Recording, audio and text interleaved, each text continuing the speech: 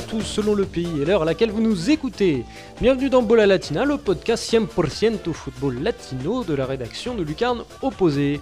Alors comme d'habitude, je vous encourage à continuer d'interagir avec nous sur Facebook, Twitter et YouTube. Et bien entendu, je vous encourage également à tendre l'oreille vers nos autres podcasts que sont Culture Soccer et Frika, ou bien la FC Corner. Il est sorti, le 3e numéro de Lucarne Opposée Magazine est disponible sur notre site. Dans ce spécial Coupe du Monde, vous retrouverez 20 histoires inédites sur la plus belle des compétitions de football, une par édition disputée de 1930 à 2014. Si vous passez le mondial ski sans l'avoir lu, vous n'êtes pas loin d'avoir raté votre vie. Je dis ça, je dis rien. Bon, gros programme pour ce 9e Bola Latina, puisque nous allons revenir sur la phase de poule du tournoi phare du continent, pour les clubs en tout cas, la légendaire Copa Libertadores. Mais d'abord, on s'échauffe avec les noticias, sinon on va se claquer, ce serait ballot quand même.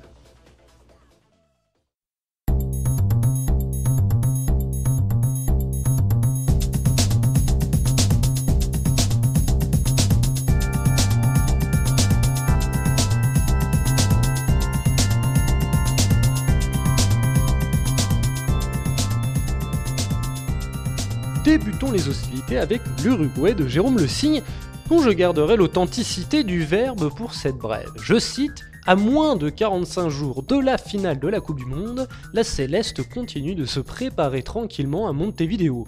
Les joueurs de Tabarez ne joueront qu'un match amical le 7 juin contre le modeste Ouzbékistan au Centenario de Montevideo.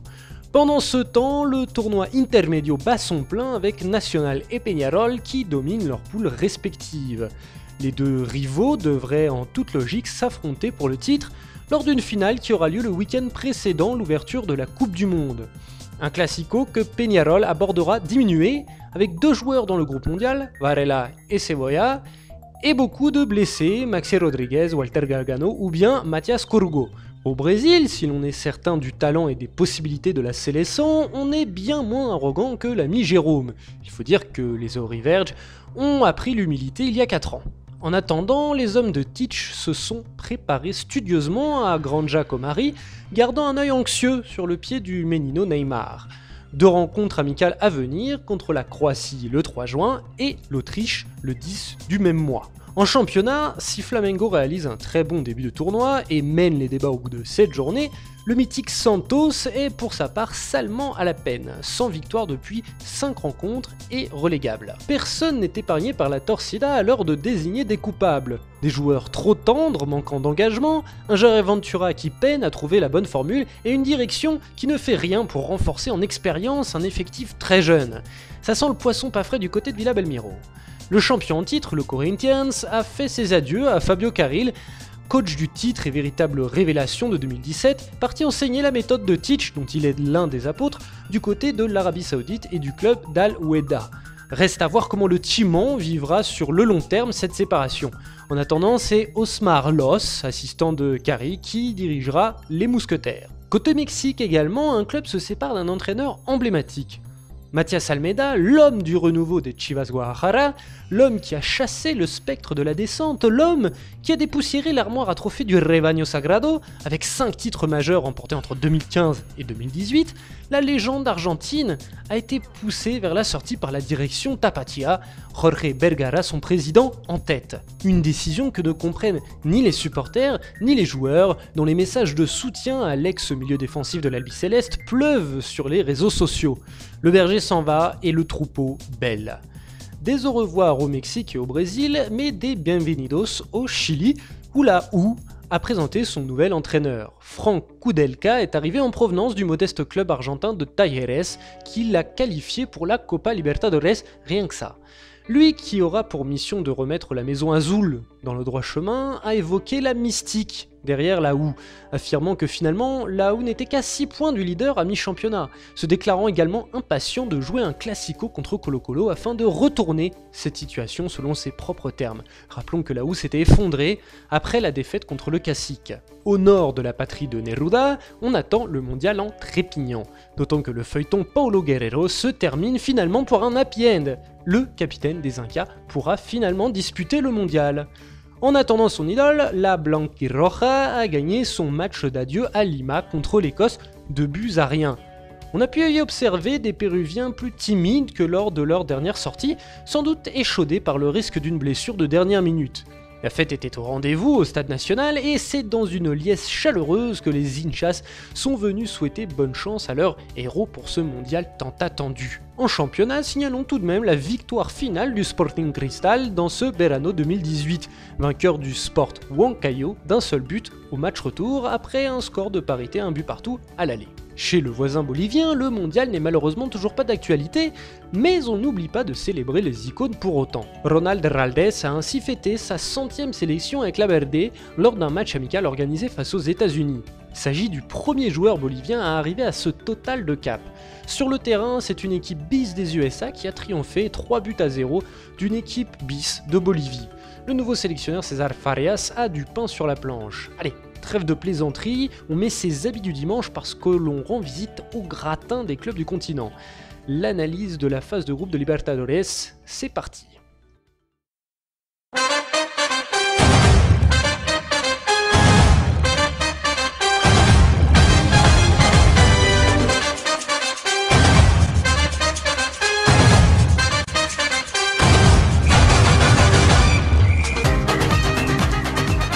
Et c'est parti pour ce débrief, cette analyse de la phase de poule de cette Copa Libertadores 2018, 2018 en espagnol ou en portugais.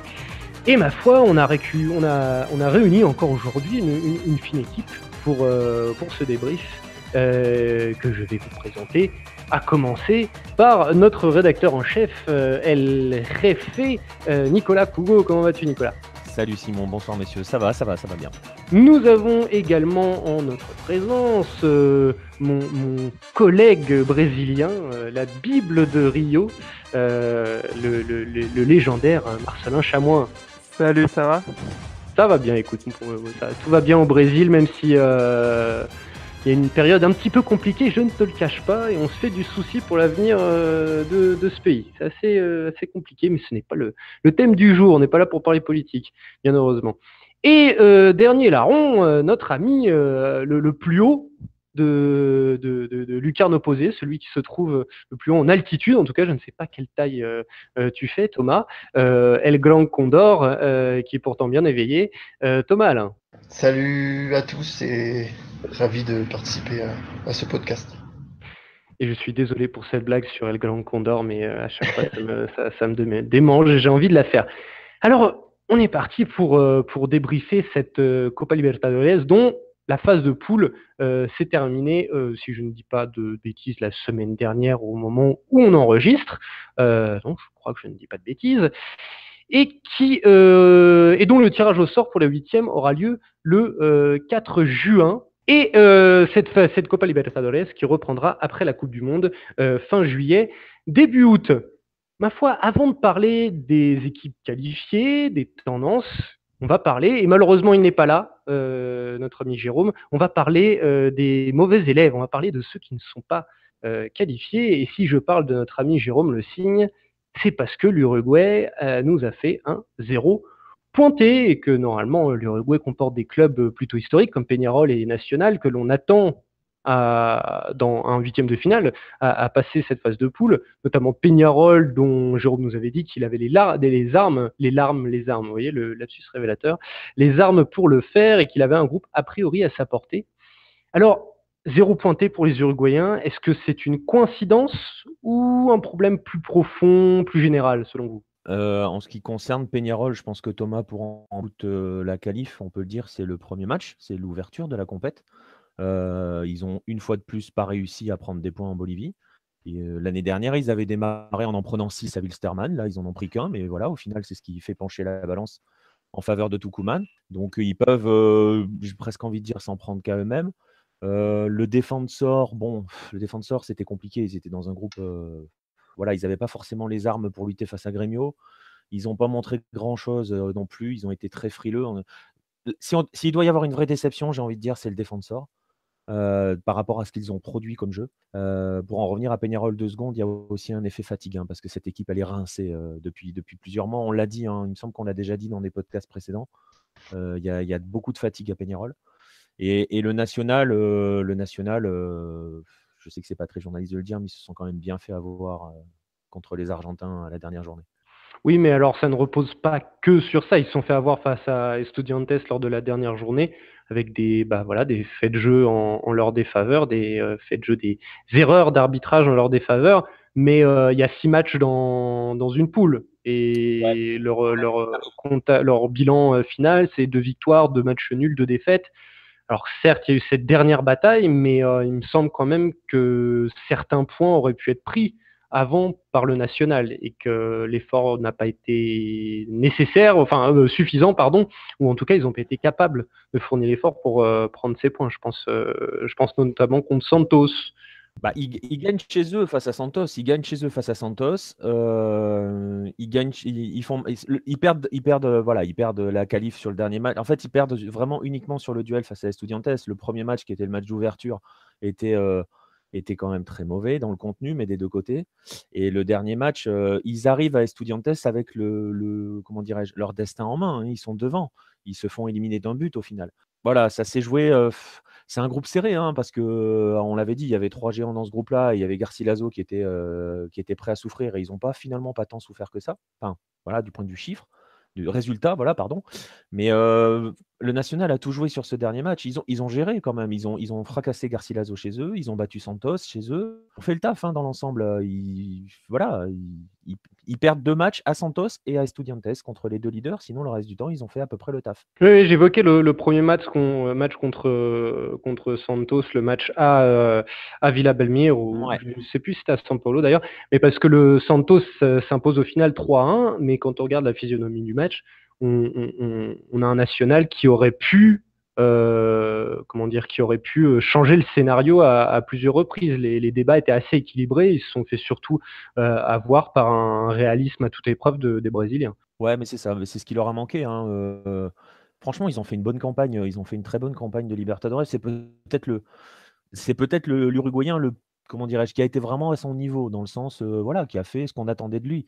Et très honnêtement, je suis d'accord avec toi, hein, ça se joue sur 6 matchs, mais ça s'est surtout joué sur ce dernier match. Et ce dernier match, il y a quand même, voilà, on va juste dire ils n'ont pas eu de chance, voilà, mais Très quand même. bien. Donc plutôt une coïncidence et des éliminations au cas par cas qu'un constat un petit peu général sur un déclin du football de club uruguayen.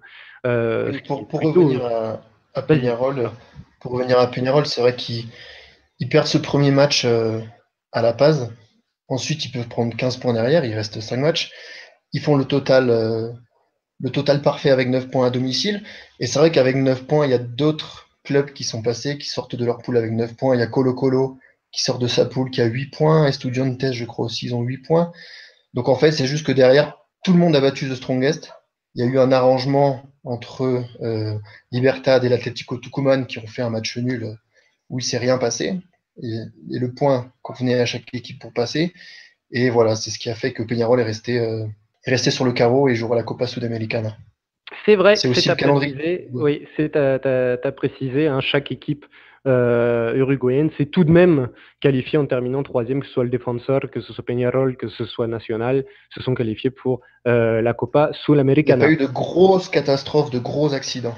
Au final, non. Même si le défenseur n'a pas récolté beaucoup de points, mais comme l'a dit Nicolas, c'est pas forcément un reflet du jeu qu'ils ont proposé. Ma foi, une autre nation ambitieuse, dont les clubs en tout cas étaient ambitieux, c'est la Colombie, et qui passe pas loin du zéro pointé. C'est pas un zéro pointé parce que pour le coup, l'Atlético Nacional a fait office de bon élève, voire très bon élève. Mais en revanche, ça ne passe pas pour le reste du contingent, à savoir Santa Fe, Millonarios de Bogota et Junior Barranquilla. 3 clubs qui avaient certaines ambitions, on l'avait dit lors du podcast de présentation. Qu'est-ce qui s'est passé côté colombien? Écoute, en ce qui concerne le club de Barranquilla, Junior, qui était le mieux engagé à un moment, ce qui s'est passé tout simplement, c'est que le match, j'ai presque envie de dire qu'ils ont fait du junior, c'est-à-dire qu'ils sont extrêmement irréguliers sur une saison, ils sont extrêmement irréguliers au fil d'un match. Ils ont des joueurs qui ont un grand talent, mais qui sont sur courant alternatif. Et tu disais, il y avait beaucoup d'ambitions côté colombien. Les ambitions, elles se sont jouées sur la réception de Boca, qui n'était pas forcément très bien à ce moment-là, voire même qui était dans le dur. Et les ambitions, on ne les a pas vues sur le terrain ce jour-là. Et au final, ils peuvent s'en prendre qu'à eux-mêmes parce que, pareil, ils ont eu leur destin en main. Ils ont eu l'occasion de se qualifier à l'avant-dernière journée avec cette réception de Boca.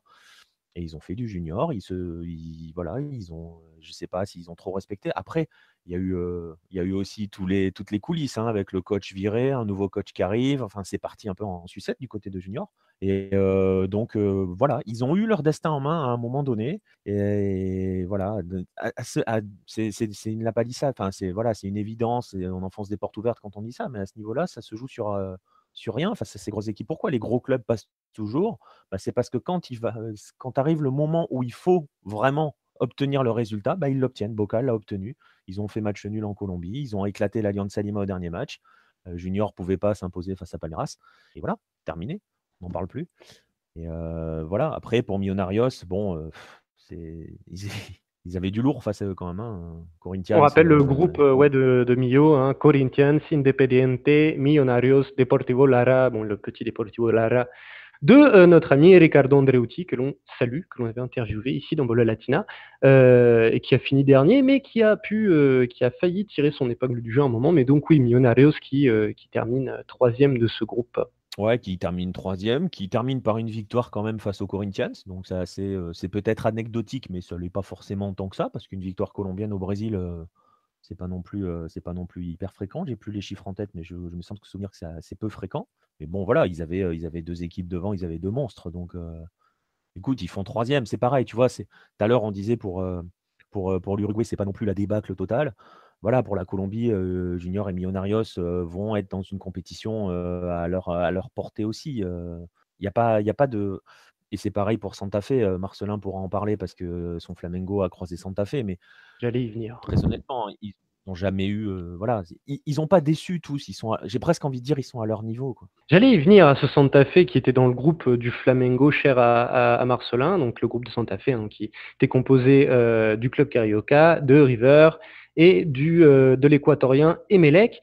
Santa Fe qui termine avec une victoire, une défaite, mais 4 matchs nuls, notamment 2 contre Flamengo, 2 matchs proches de la purge qui ont fait trembler jusque les murs de l'institution flamenguiste dont les supporters n'ont pas su digérer l'absence de jeu vue lors de ces 2 matchs. Qu'est-ce que tu as pensé de Santa Fe, Marcelin? C'est vrai que Flamengo est passé à côté des 2 matchs, aussi bien à l'aller qu'au retour, alors qu'en plus Santa Fe c'était un moment un peu difficile pour eux. Et ouais, Flamengo aurait pu assurer la qualification avant la 5e journée en prenant au moins une victoire, parce que Santa Fe fait 4 nuls, mais Flamengo aussi. Et du coup, les seuls qu'ils ont battus, c'est Emelec. Le petit équatorien que tout le monde a battu, puisque le petit équatorien Emelec termine avec 5 défaites dans la besace, 0 victoire et un match nul. Donc on le voit, oui, ces clubs colombiens qui, un peu comme les clubs uruguayens, ont fait leur possible pour récolter des points, mais ça n'est pas passé, notamment parce que les groupes étaient costauds. Et ma foi, Thomas, on va en profiter que tu sois là pour te demander un petit peu de faire un bilan du parcours des clubs boliviens qui, eux également, s'arrêtent tous là. The Strongest termine dernier de son groupe avec une victoire et 5 défaites. Bolivar termine lui 3e avec le même bilan que Colo Colo. C'est passé ric-rac, 2 victoires, 2 matchs nuls, 2 défaites. Et c'est tout ce qu'on avait de bolivien, ma foi, pour cette édition. Qu'est-ce qui n'a pas passé? Alors pour The Strongest, on a très bien compris ce qui n'était pas passé, puisque là c'est mathématique. Mais pour Bolivar, c'est dommage, c'est passé tout proche. Oui, c'est dommage, mais c'est vrai qu'on sait que pour les clubs boliviens, pour passer, il faut vraiment faire le total de points à domicile, surtout quand ce sont des clubs de La Paz. Parce que les clubs boliviens qui voyagent, en général, ils voyagent très mal. Donc là, pour moi, la non-qualification du Bolivar est due aussi au changement d'entraîneur, puisqu'on a eu un nouvel entraîneur brésilien qui est arrivé, qui a pris en main cette équipe qu'il connaissait peu. Il y a eu beaucoup de changements. Donc, Ils sont allés chercher tout de suite un point du côté de Delfín, qui était un petit peu la surprise du groupe, qui jouait sa première Copa Libertadores. Et ensuite, donc, ils se sont fait ratatiner à l'extérieur face à l'Atlético Nacional. Et ils ont perdu à Colo-Colo. Et ce qui leur a porté préjudice, c'est de faire ce match nul à La Paz, un partout, contre Colo-Colo. Et là, ils ont perdu vraiment 2 points importants face aux concurrents directs. Et à partir de là, c'était plus difficile. Donc voilà, la qualification se joue de peu, puisque c'est un petit peu comme pour l'histoire de Peñarol. Le dernier match voyait Bolívar et Delfín jouer l'un contre l'autre. Et de l'autre côté, les 2 autres concurrents, Colo-Colo et l'Atlético Nacional, qui ont également fait un 0-0. Je vais pas dire arrangé, ça serait un petit peu fort, mais l'idée est là, vous comprenez ce que je veux dire. Et donc à partir de là, voilà, Bolívar a terminé 3e, ex-aequo avec Colo-Colo qui finit 2e au goal average. Et ça laisse quand même des regrets, parce que j'étais au match face à Delfín, Bolívar a gagné 2-1, et ils auraient vraiment pu mettre, sans exagérer, allez, 6, 7, 8 buts, tant ils ont eu d'occasion. Et du côté du Strongest, donc ils ont gagné le premier match face à Peñarol. Ensuite, donc en interne, le président du Strongest est passé président de la fédération. L'ancien entraîneur César Farias est revenu au Strongest, et la mayonnaise n'a pas pris tout de suite. Donc ils se sont fait ratatiner à l'extérieur comme tout bon club bolivien. Et une première depuis de nombreuses années, ils ont perdu face à Tucumán et ensuite face à Libertad à domicile, ce qui casse un petit peu ce mythe de l'altitude. Tucumán et Libertad ont fait le coup parfait en jouant en contre et en exploitant les moindres erreurs défensives du Strongest. Donc pour The Strongest, c'est logique. Pour Bolívar, ça laisse quand même quelques regrets. On verra ce qu'ils pourront faire en Copa Sudamericana, même s'il y a de très gros clubs en Copa Sudamericana. Eh ben, c'est exactement ce que j'allais dire. Bolívar est quand même récompensé par cette 3e place et un éventuel parcours qui s'offre à lui en Copa Sudamericana. Et la Copa Sudamericana, c'est direct, hein, c'est des matchs éliminatoires en aller-retour. Donc, ma foi, il y a quelque chose à faire du côté de leur surnom, c'est les Célestes. La Céleste ou la Academia. L'Academia parce qu'ils ont l'habitude de sortir de bons joueurs intéressants. Ma foi, il reste tout de même des clubs que l'on pourrait citer, qui n'ont pas été qualifiés. Parmi eux, évidemment, les 2 clubs vénézuéliens, que sont Monagas et le Deportivo Lara.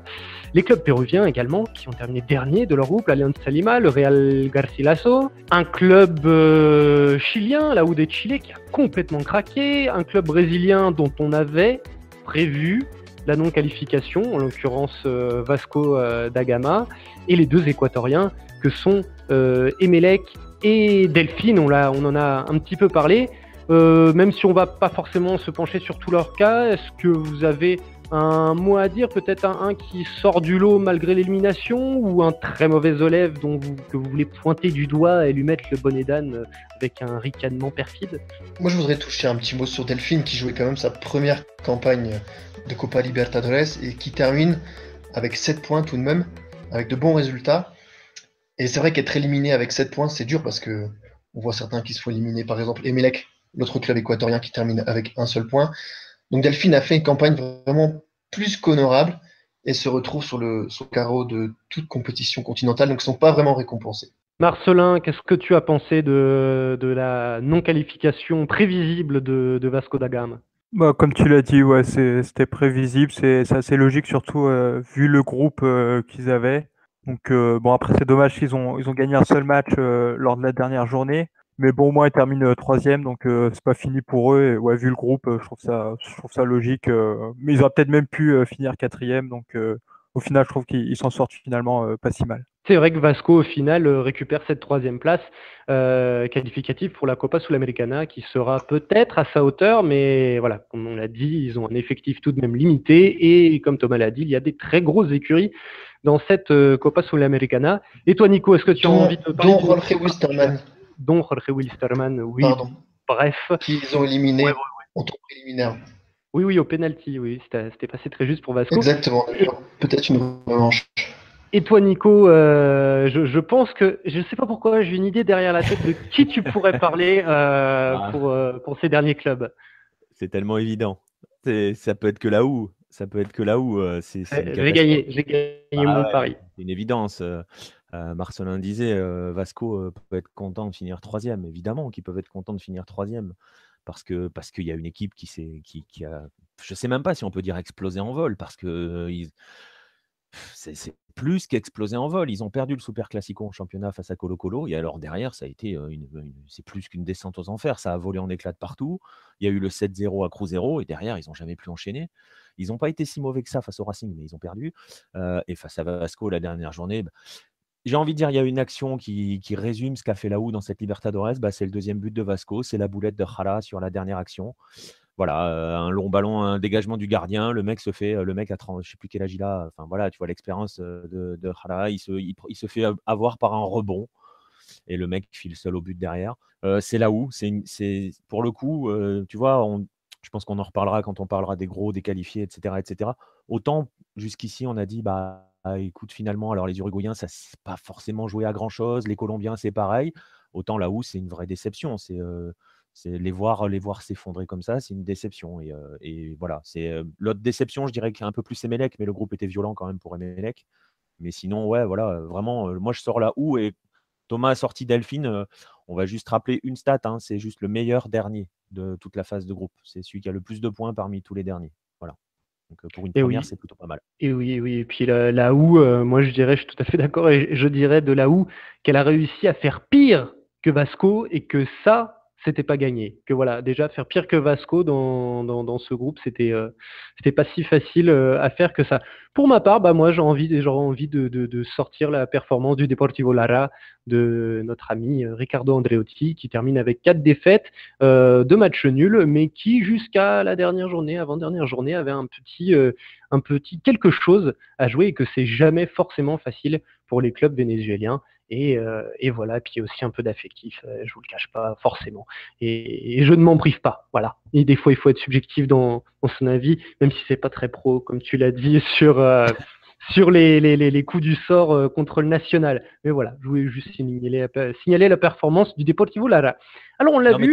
t'as raison, pardon, Dis-moi. je te coupe 2 secondes. T'as raison Vas-y. sur les Vénézuéliens, ils ont quand même pas été si catastrophiques que ça dans le jeu. Monagas, le dernier match, ils perdent 3-2 face au Cerro à la dernière minute.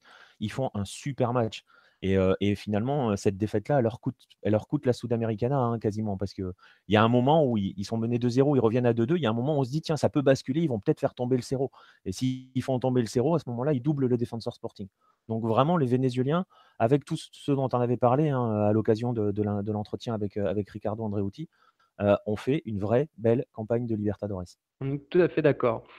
Alors, on l'a vu, il n'y a pas eu énormément de surprises dans cette phase de poule de Copa Libertadores. Comment dire, les favoris ont été respectés, les logiques de puissance ont été respectées. Est-ce que on peut peut-être déduire que ça en devient un peu difficile à suivre pour les petites nations? Petite nation, pardon, je mets des gros guillemets au terme petite nation, on va dire plutôt petite nation d'un point de vue économique, en tout cas économico-footballistique. Quand on regarde effectivement les nations qualifiées, le nombre de nations qu'il y a dans les championnats argentins et brésiliens, et le nombre, comme tu dis, de petites nations, c'est vrai qu'on voit qu'il y a un écart qui se creuse de plus en plus. Par exemple, Tucumán qui sort de la poule du Strongest. Le Strongest fait deuxième l'an passé, pas loin derrière Bolivar.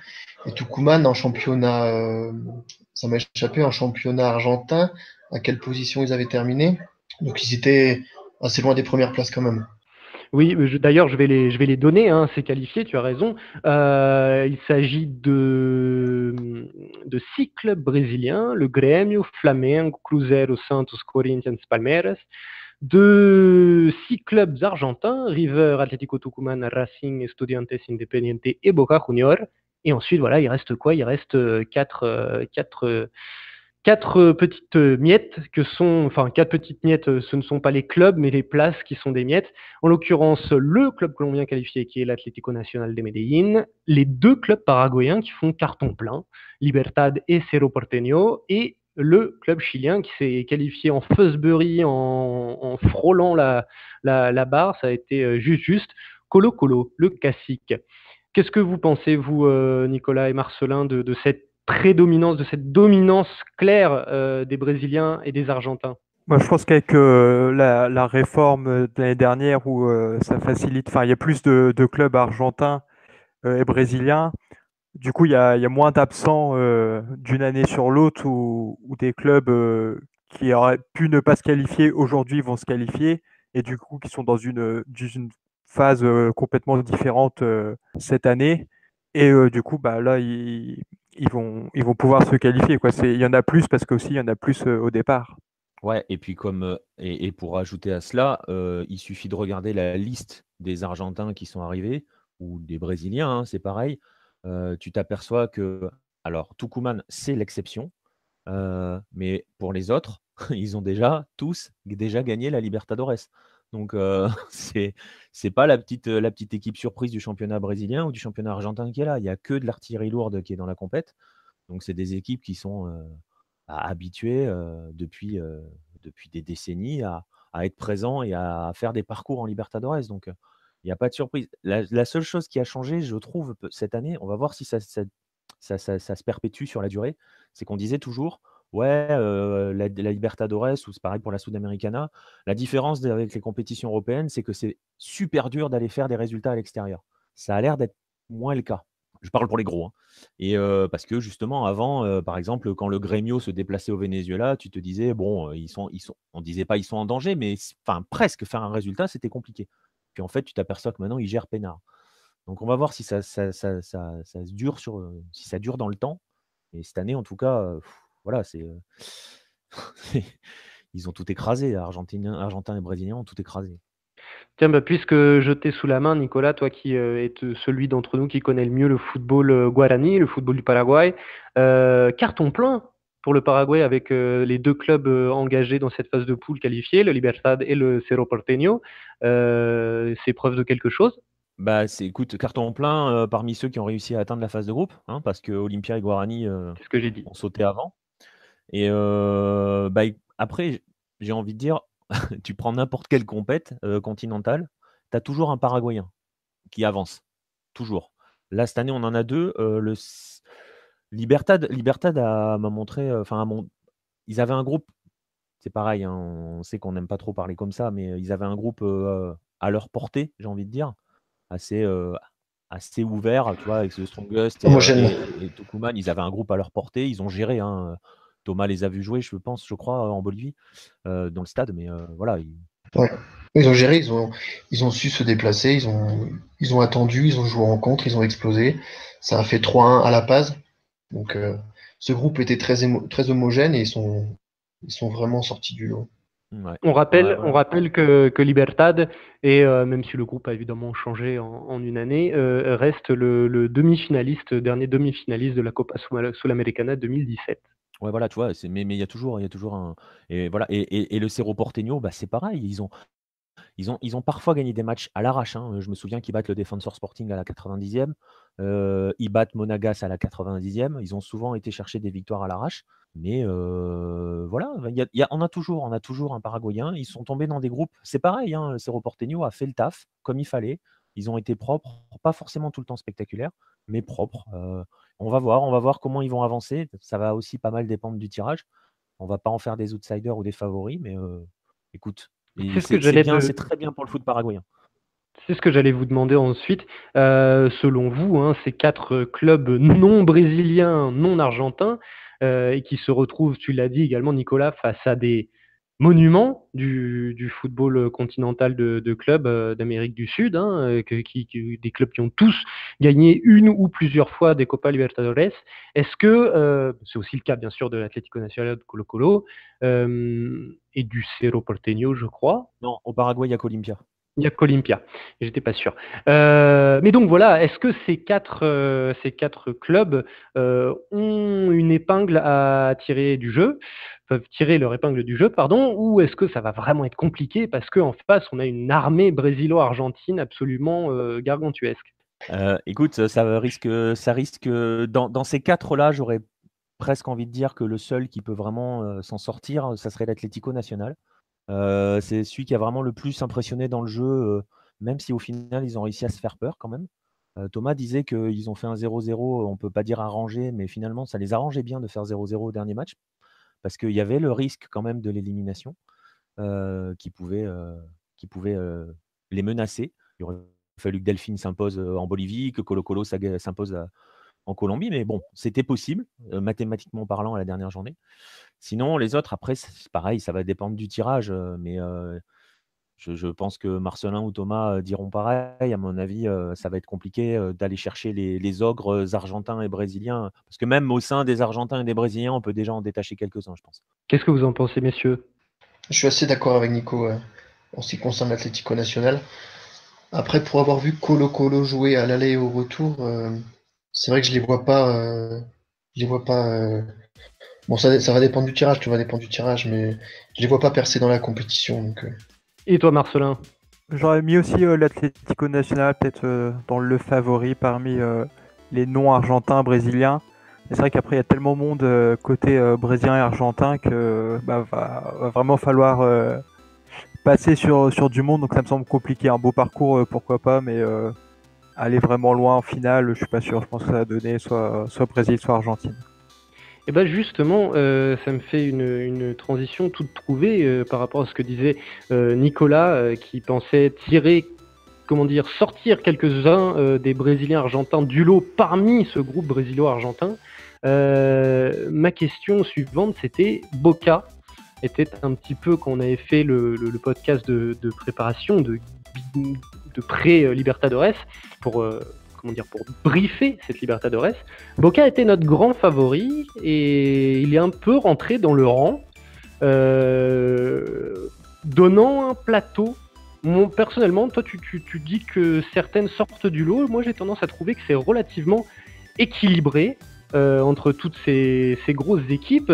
Est-ce que, juste du coup, tu dis que toi, tu arrivais à en tirer quelques-unes du lot. J'ai envie de te dire lesquelles. Alors lesquelles, d'abord en précisant bien que comme ça va redémarrer fin juillet, début août, on va avoir des effectifs qui vont être bouleversés pour certains, parce qu'on sait comment ça va se passer, surtout après la Coupe du Monde, il y en a certains qui vont perdre des joueurs.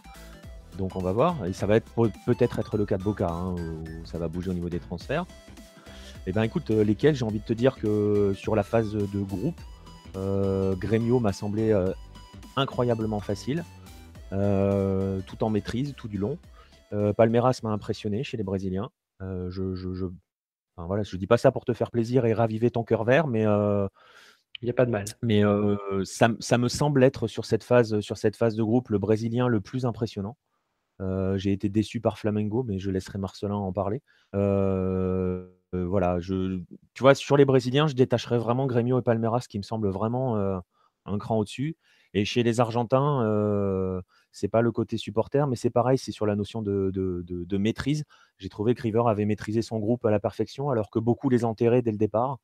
On avait dit qu'il fallait se méfier de River sur le premier podcast, parce que la Libertadores et Gallardo, c'est quelque chose. River a maîtrisé un groupe où beaucoup disaient qu'il allait se faire couper la tête. Et Boca ils ont souffert pour se qualifier, mais maintenant qu'ils sont qualifiés, va falloir aller les chercher. Et en plus, ils auront eu le temps ils ont coincé physiquement un peu sur la fin de saison, Boca. Donc voilà, ils vont se reposer. On va voir quel sera l'effectif. Mais voilà, River et Boca me semblent côté argentin, et Independiente. Attention à Independiente, parce que c'est une grande tradition chez eux. Et je la trouve toujours aussi cohérente, cette équipe. Mais voilà. Donc je te dis, chez les Brésiliens, Palmeiras, Grêmio, les deux géants argentins, et pourquoi pas Independiente. Et toi, Marcelin, qu'est-ce que tu as pensé du parcours de ton Flamengo? Ça a été compliqué. Bon, après, ça faisait trois éditions consécutives que Flamengo tombait dès le premier tour. Donc on va dire la priorité, c'était de se qualifier, au moins ça a été fait. Mais c'est vrai que dans le jeu et dans les résultats, c'était pas terrible avec les 2 nuls contre Santa Fe. Et du coup, cette qualification qui était assurée au final que contre Emelec. Même le dernier match contre River, la première mi-temps c'était pas mal, mais après la deuxième mi-temps, il y avait moyen d'aller essayer de chercher cette première place. Et au final, ils n'ont pas fait grand-chose, sont contentés du match nul. Donc au niveau du jeu et des résultats, c'était assez décevant par rapport à la qualité de l'effectif. Je pense qu'ils peuvent faire mieux. Et du coup, est-ce que toi aussi tu sors quelques équipes du lot? Ouais, je mettrais exactement les deux mêmes, Grêmio et Palmeiras. Ça a été facile pour Grêmio et pour Palmeiras aussi. Une victoire à Bombonera, c'est quand même assez rare pour les Brésiliens. Ça a été vraiment les deux pour moi qui ont été au-dessus, avec peut-être le Corinthians qui est aussi qui essaie de gérer, qui avait un bon groupe. Et là aussi, il termine premier, mais ouais, surtout Grêmio et Palmeiras. Et pas d'Argentin. Toi, t'es tellement brésilien que pas d'Argentin, quoi. Non, aussi, toujours, bah, comme l'a dit Nico, les trois, il faudra compter sur eux. Mais c'est vrai qu'avec la Coupe du Monde, je pense surtout à Grêmio qui devrait perdre Arthur et Luan. Bah, l'effectif va sûrement changer d'ici là. Donc les huitièmes sera encore autre chose. Et toi, Thomas? Moi, c'est un petit peu la même idée également. Ça me fait juste penser que on a oublié de parler de Libertad tout à l'heure, parmi les 4 prétendants hors Argentine-Brésil qui seraient susceptibles d'aller Non, plus loin. non, on en a parlé, on en a parlé. Oui, on a plutôt parlé de l'Atlético Nacional, mais c'est vrai que moi je. Ah non, on a parlé de Libertad, on a même rappelé que le groupe avait été demi-finaliste de la Sul-Americana 2017. D'accord, ok, il me semblait qu'on avait parlé juste de l'Atlético Nacional. Très bien. En tout cas, tu as l'air de les apprécier. Voilà, exactement, c'est ce que j'ai oublié de signaler tout à l'heure. Et c'est vrai qu'il y a beaucoup de clubs brésiliens qui ont terminé premier, beaucoup de clubs argentins qui ont terminé second. Donc on va avoir certainement au tirage au sort énormément de duels brésilo-argentins. Bah pour ma part, on a cité Palmeiras, évidemment, et ça me fait chaud au cœur puisque tout le monde le sait, c'est mon club de cœur brésilien. Mais je ne dirais pas que, en effet, Corinthians, c'est toujours au rendez-vous, même si la perte de Fabio Carri, son entraîneur, je pense, peut être assez préjudiciable. Mais il y en a un qu'on a oublié parmi les Brésiliens, je trouve, c'est Cruzeiro, qui a fait une campagne assez costaud et qui a surtout montré et montre des choses très intéressantes dans le jeu. Et a priori, quand on parlait de transition compliquée après la Coupe du Monde et après le passage du mercato européen, je pense que ça fait partie de ces clubs de tous les qualifiés qui peuvent garder le plus de qui peut garder le plus de ses meilleurs éléments. Peut-être un risque sur Giorgio de Arrascaeta qui, s'il fait un gros mondial avec l'Uruguay, en effet, peut attirer des propositions venues d'Europe ou d'Asie. Mais a priori, c'est un groupe relativement modeste et surtout très bien ficelé par Mano Menezes. Et personnellement, j'ai été épaté par le jeu produit. Je pense notamment aux 2 matchs contre le Racing, hein, qui était le rival, le plus gros rival dans son groupe, le Racing de Avellaneda en Argentine. Et voilà, le match aller comme le match retour ont été d'un niveau assez étourdissant, je trouve. C'est-à-dire que même le match aller où Cruzeiro s'incline 4-2, même en s'inclinant, ils ont montré quelque chose de très costaud. Et honnêtement, si Racing n'avait pas eu Lautaro Martinez, ça aurait été Cruzeiro qui, je pense, aurait pu l'emporter. Hein. Lautaro avait marqué un triplé de ce match. Et d'ailleurs, ça me fait une transition également toute faite, puisque l'équipe qui aussi m'avait impressionné, bah, c'est justement le partenaire du Cruzeiro dans ce groupe, c'était le Racing qui a fait une jolie campagne dans le jeu, je trouve, mais qui, on l'a dit, pour qui le passage du mercato européen sera probablement beaucoup plus compliqué, puisque Lautaro Martinez a, et vous allez me dire si c'est vraiment fait, mais normalement est tout fait. indiqué du côté de l'Inter de Milan. C'est fait, c'est fait. C'est fait. Et tu as Bon. raison, c'est un oubli inexcusable, Cruzeiro, parce que j'ai été également séduit par cette équipe. Tu as raison. Tu as bien fait de rappeler Cruzeiro, surtout depuis ils se sont replacés. Ils ont changé un petit peu tactiquement leur système. Et avec Sasa qui est absolument énorme devant, et le duo Thiago Neves, pardon, Thiago Neves et De Arrascaeta. Ouais, non, c'est une vraie belle équipe, tu as C'est quand raison. même costaud. Et Ouais. tu as raison, elle ne peut pas être trop impactée non plus et elle peut être dangereuse. Mais le Racing, même en perdant Lautaro Martinez, avec ce bon vieux Lisandro et des mecs comme Ricardo Centurion, qui, même s'il est un peu branché sur courant alternatif, franchement, je pense qu'ils peuvent continuer qu'ils peuvent faire mal dans cette compétition. C'était quand même une jolie équipe. Et je suis d'accord avec toi, bah, moi aussi, j'ai été assez séduit par la cohésion du rival du Racing, l'Independiente. Ça n'a rien à voir avec le fait que je me sois acheté un maillot de l'Independiente quand je suis allé à Buenos Aires en vacances. C'est totalement objectif. Mais en effet, les Rojos ont montré une grosse cohésion à défaut d'avoir des vrais talents purs, comme ils avaient avec Barco l'an passé, ils ont en tout cas une vraie cohésion, une vraie force de groupe. Et ils ont faim. Ça faisait longtemps que j'avais pas vu des joueurs autant se jeter dans les pieds de l'adversaire. C'était assez impressionnant. Et après, voilà, tu l'as dit, côté argentin, vous l'avez dit, River Boca. Alors oui, Boca a peut-être freiné, mais pour moi, ça reste. Ils ont peut-être pêché physiquement vers la fin de leur championnat et en Libertadores. Mais voilà, c'est des monuments. Ils ont le savoir-faire. Passer en 8e de finale, croyez bien que jouer à l'extérieur, jouer à domicile pour se qualifier, ils savent le faire et que ça va se jouer à couteau tiré. Et je suis aussi d'accord avec vous pour tirer du lot l'Atlético Nacional surtout. Ouais, je ne l'ai pas dit, parmi les 4 autres qualifiés. Je pense que ce sera beaucoup plus compliqué en effet. Par contre, pour Colo-Colo et Estudiantes qui ne m'ont pas énormément impressionné. Et Santos aussi, où Jair Ventura a un peu de mal à faire prendre ses préceptes de jeu, de solidarité.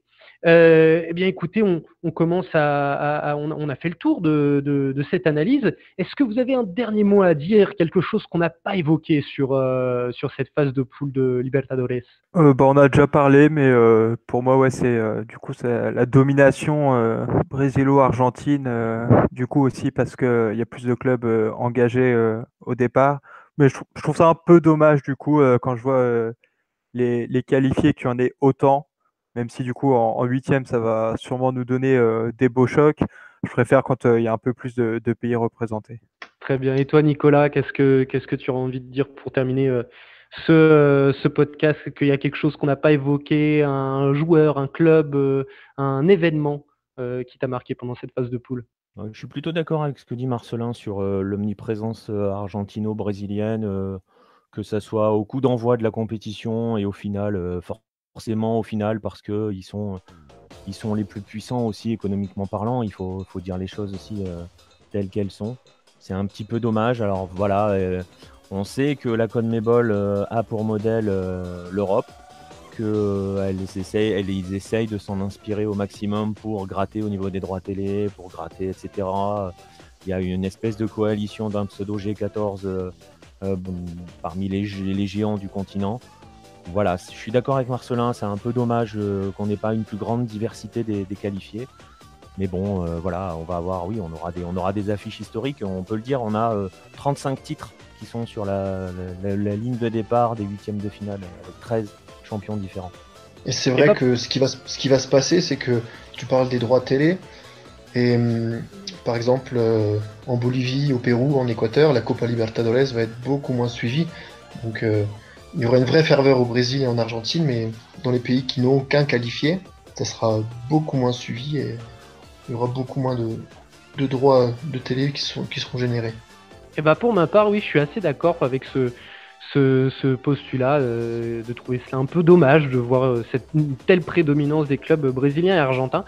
Mais par contre, ce qui me fait tiquer, c'est justement cette comparaison que l'on fait, et c'est eux-mêmes qui se comparent d'ailleurs. Les premiers à CONMEBOL, comme tu l'as dit Nicolas, est la première à se comparer avec les compétitions continentales européennes et les championnats européens. Et j'ai envie de dire justement que par contre, paradoxalement, au niveau du jeu qu'on proposait, et notamment en effet les Brésiliens et les Argentins, on a vu des rencontres, je pense à des Palmeiras Boca, à des Cruzeiro Racing, mais aussi à Corinthians Independiente qui était un très beau match. On a vu des rencontres d'un très haut niveau, et justement ce comparatif avec l'Europe, on sait que parfois depuis quelques décennies en tout cas, il y a une sorte de complexe d'infériorité qui s'est développé. Je pense qu'on le voit en Coupe du Monde des clubs notamment. Et je pense que voilà, l'Amérique du Sud, n'a absolument pas à rougir en tout cas de ce qui a été proposé par rapport à la Ligue des Champions et l'Europa League. La Ligue des Champions, évidemment, j'enlève les blockbusters que sont que sont le Real, Barça, voilà, les demi-finalistes, quarts de finalistes qui sont presque intouchables, mais de toute façon c'est même le cas en Europe, donc voilà, eux je les enlève. Mais en tout cas, voilà, je voulais signaler que cette Copa Libertadores, ce qu'on a montré, ce qu'on a vu sur le terrain, n'avait rien à envier, n'avait pas à rougir devant son égal européen. Eh ben messieurs, merci beaucoup et on se retrouvera pour briefer les huitièmes de finale de cette Copa Libertadores qui sera après la Coupe du Monde, parce que là on va s'attaquer à un gros truc, il va y avoir une grosse pause en Amérique latine. Merci beaucoup messieurs. Merci Simon. Merci, à bientôt. Merci, salut. Merci à tous de nous avoir suivis pour cette 9e émission. N'oubliez pas de venir nous solliciter sur les réseaux sociaux. Et quant à moi, eh bien, comme d'habitude, je vous dis à très bientôt pour un nouveau numéro de Bola Latina. Salut les amis!